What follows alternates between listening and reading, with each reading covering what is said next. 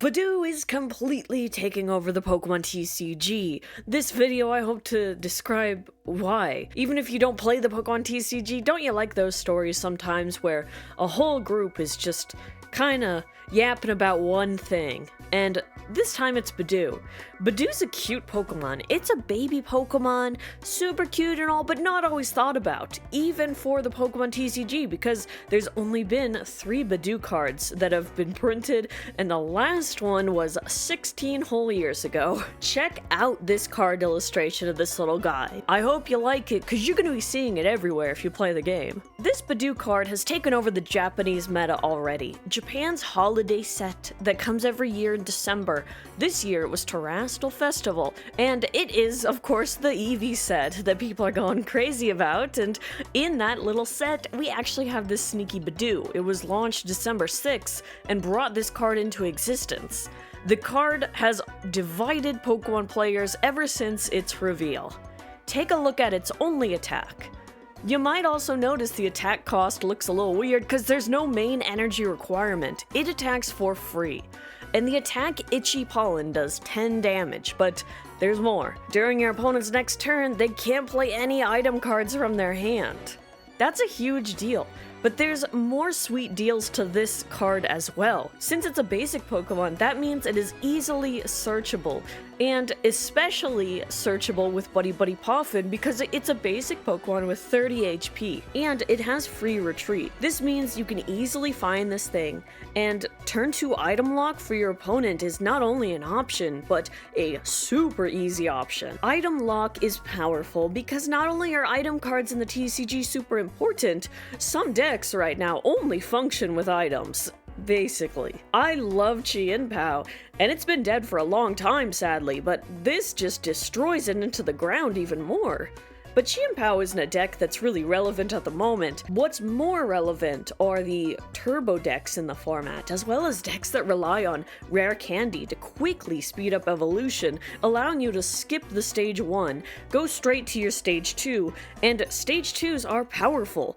Decks like Charizard EX, playing Pidgeot EX as well, the Dragapult EX, main deck, Gardevoir EX, all of these stage 2 Pokemon are big, powerful, and you can get them quickly thanks to rare candy.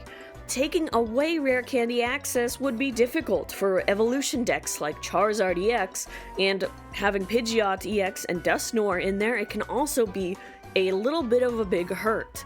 But the other evolution decks that will actually survive better in this are going to be ones with useful middle stage evolutions. These are really great draw supporter things that can support the deck and this slower play that Budew brings. Budew is a card that seems to be created for a number of things, but one in particular might be to just slow down the game a little bit. As I said, turbo decks are really reliant on items because they can help you zoom.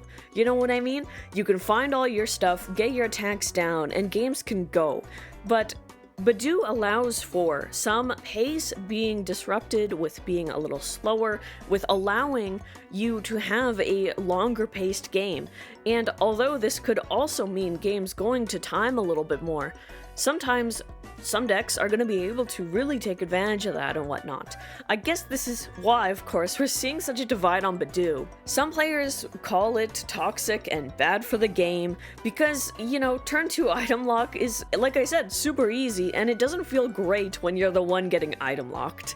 It surely does not. As we've seen in Japan, people are getting ready for Budew, and we saw it with Budew action in the latest Champions League. You'll be seeing a lot of Budew. We won't get access to Budew until January with the set Prismatic Evolutions, but we're able to see now how Japan's doing with the card. Leading up to the Champions League on the 21st, data showed Budew's absolute dominance and inclusion in a huge amount of decks. It was everywhere, and even during the Japan Champions League, we saw a lot of Budew attacks and use. There's been tons of debate about this card online, and like I said before, some players are divided on it. Some, like myself, are excited for this shakeup, and although there's a lot of discussion to be had, I think it'll be fun to see how this shakes up in the future with deck building and everything. I think that going into the meta, in the early year, deck building might shift a little bit, but I can't say for sure. We don't have the card yet, and we have only seen a bit from Japan, but from what we've seen over there, it's quite interesting. I would love to know your thoughts on this little Budew. Thank you so much for watching, and I hope to see you next time. Bye-bye!